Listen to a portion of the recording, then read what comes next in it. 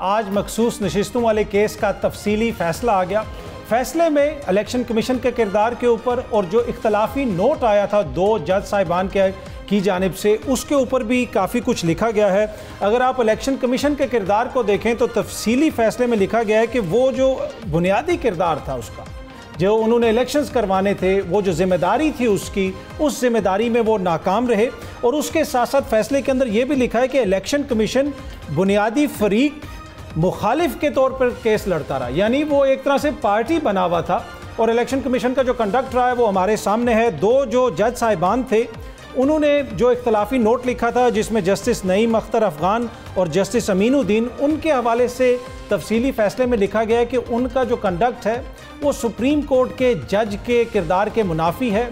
जिस किस्म की उन्होंने तनकीद की, जिस किस्म की आरा दी साथी जजेस के हवाले से, वो मुनासिब नहीं है। और उसके साथ साथ ये भी लिखा है कि जिस अंदाज में दो जजेस ने अक्सरीती फ़ैसले पर इख्तलाफ का इजहार किया वो मुनासिब नहीं था। और इस तरह साथी जजेस के बारे में राय देना सुप्रीम कोर्ट की साख को मुतासिर करने के मुतरादिफ है। और कानूनी मामलात पर हर जज अपनी राय दे सकता है, इस चीज़ का भी जिक्र है।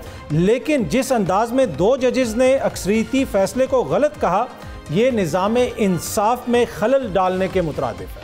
अब देखते हैं जनाब ये मामला आगे यहाँ से किस तरफ जाता है। एक और जो बहस हो रही है कि क्या इस फैसले के ऊपर अमल दरामद होगा या नहीं होगा।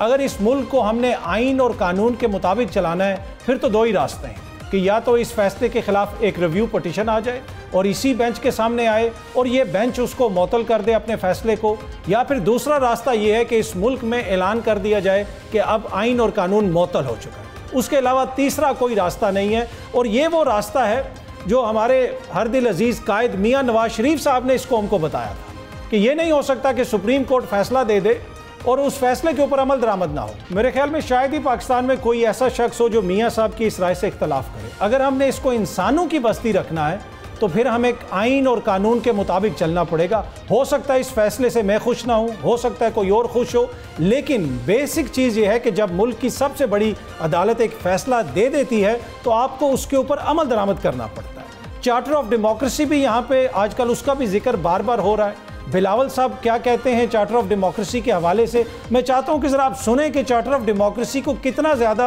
अहमियत दी जाती है, कितना ज़्यादा एम्फसाइज़ किया जाता है और चार्टर ऑफ डेमोक्रेसी में क्या कुछ था। उस हवाले से कुछ तफसीलात मैं आपको बताऊंगा, लेकिन ज़रा पहले सुनिए कि बिलावल साहब क्या कह रहे हैं। चार्टर ऑफ डेमोक्रेसी को मुकम्मल करें। चार्टर ऑफ डेमोक्रेसी जमहूरियत बेहतरीन इंतकाम है।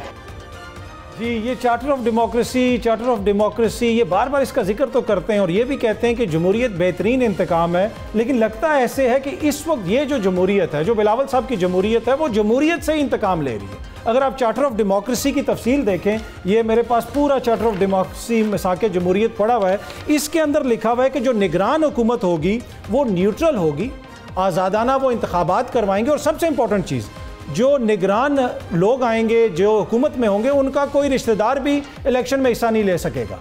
लेकिन इन्होंने क्या किया कि जो लोग निगरान हुकूमत का हिस्सा थे, ना सिर्फ उन्होंने इलेक्शन लड़ा बल्कि अगले वो सेटअप के अंदर इस वक्त हुकूमती ओहदे लेके बैठे हुए।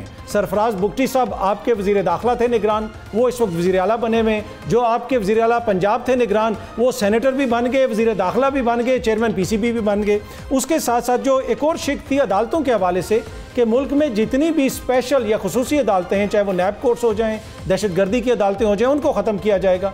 आज दहशतगर्दी की अदालतों में भी मुकदमे चल रहे हैं। आज नैब कोर्ट्स जो हैं वो जेल के अंदर जाके केस सुन रही हैं। उसके अलावा कुछ जो दीगर चीज़ें हैं कि मीडिया भी आज़ाद होगा, कोई इस किस्म का कानून नहीं बनाया जाएगा कि मीडिया के ऊपर कोई कदगन लगाई जाए। इस पर कितना अमल दरामद हुआ और बहुत सारी ऐसी शिकें हैं जिनका मैं यहाँ पे जिक्र कर सकता हूँ, लेकिन वक्त की कमी है।